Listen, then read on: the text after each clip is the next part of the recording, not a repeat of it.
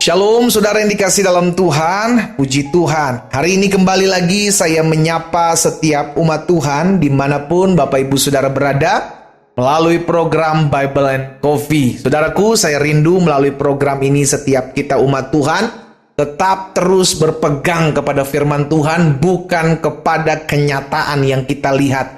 Karena seringkali kenyataan yang kita lihat membuat kita takut, membuat kita stres, membuat kita khawatir. Tapi ketika kita berpegang kepada janji Tuhan, firman Tuhan, maka timbul pengharapan. Karena kita percaya Dia Allah yang berjanji, dan Dia pasti menggenapi apa yang Dia janjikan dalam kehidupan setiap kita. Hari ini kita kembali akan merenungkan firman Tuhan.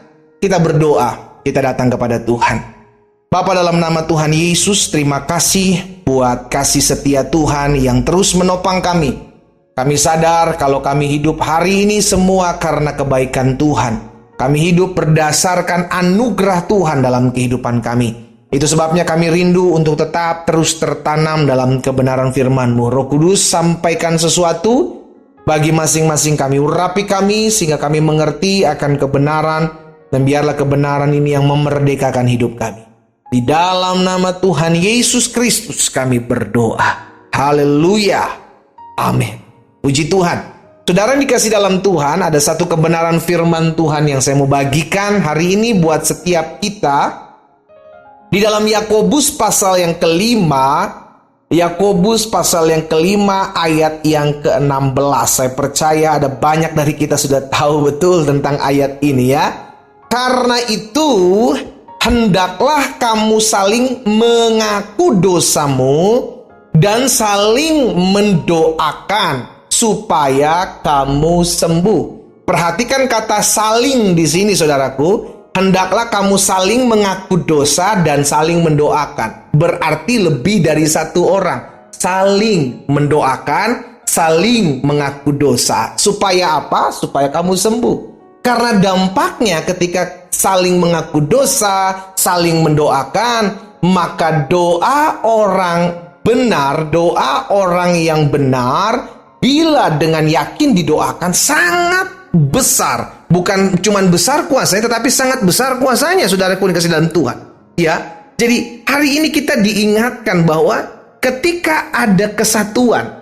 Kenapa saya bilang kesatuan? Karena saling gitu loh. Saling mengaku dosa, saling mendoakan, saling menguatkan, saling mengencourage. Ada kesatuan.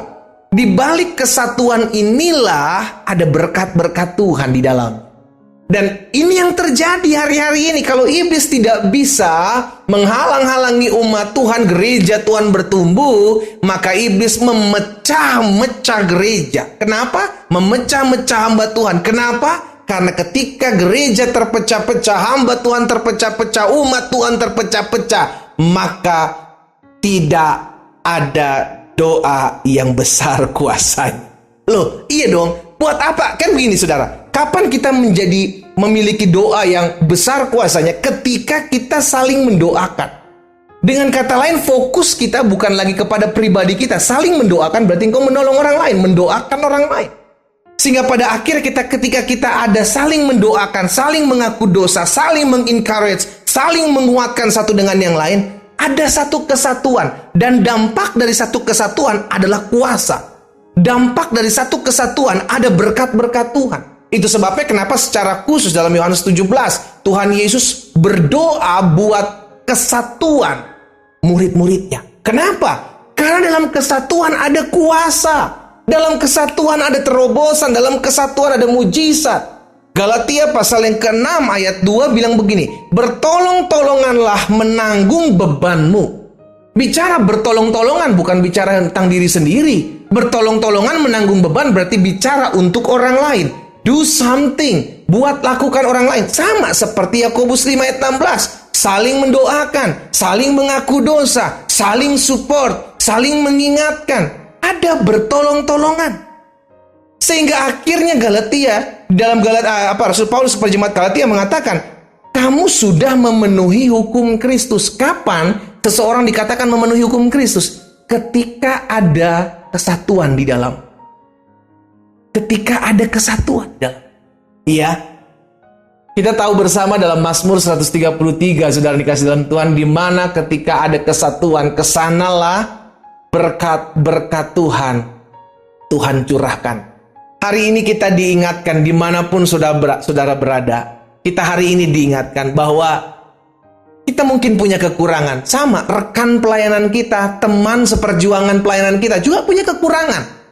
Tapi bukan berarti kekurangan kita, karena kekurangan kita berbeda dengan kekurangan dia, lalu kita mulai menyerang kekurangan dia. Kita mulai bilang, saya yang lebih hebat, kamu kurang hebat. Saya yang lebih jago, kamu kurang jago. No. Kita ada untuk saling bertolong-tolongan. Ingat, keinginan Tuhan Yesus adalah agar kita umat Tuhan bersatu. Tetapi keinginan si jahat, keinginan iblis, keinginan setan adalah membuat anak-anak Tuhan, umat Tuhan terpecah. Iya kan?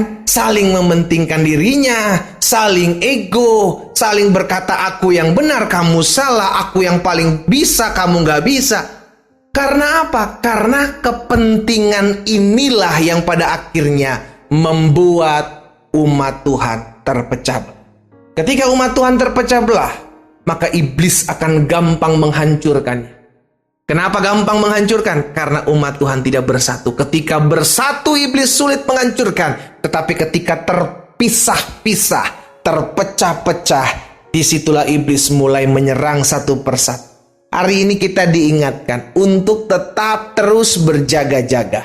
Baik dalam Yakobus pasal 5 ayat 16 maupun Galatia 6 ayat 2, ayo saling mendoakan, saling mengaku dosa, ayo saling menolong, saling menopang, saling mengingatkan, saling support, saling apapun yang kita lakukan, kita harus berjalan bersama-sama. Karena ketika kita mulai berjalan bersama-sama, ada berkat-berkat Tuhan di dalamnya, ada kuasa di dalamnya. Kita boleh berbeda, tapi jangan sampai perbedaan kita membuat kita terpecah-pecah. Kita boleh memiliki latar belakang yang tidak sama, tetapi jangan sampai latar belakang yang tidak sama ini membuat kita terpisah. Justru kita mesti menyadari bahwa latar belakang yang berbeda-beda, ketidaksamaan ini menjadikan suatu kekayaan untuk kita tetap terus bersatu, bergandengan tangan, merebut jiwa-jiwa untuk hormat dan kemuliaan nama Tuhan. Tetaplah bersatu, karena dalam kesatuan ada kuasa Tuhan, ada berkat-berkat Tuhan, ada mujizat Tuhan dinyatakan dalam hidup kita. Kita berdoa, kita datang kepada Tuhan. Bapa, terima kasih buat setiap benih firman Tuhan yang hari ini kami dengar. Oh Tuhan Yesus, tolong agar setiap kami anak-anak Tuhan tetap terus bergandengan tangan. Karena kami tahu dalam kesatuan ada pemulihan, dalam kesatuan ada berkat-berkat Tuhan, dalam kesatuan ada mujizat Tuhan. Kami saling mendoakan, kami saling mengaku dosa, kami saling support, kami saling bertolong-tolongan.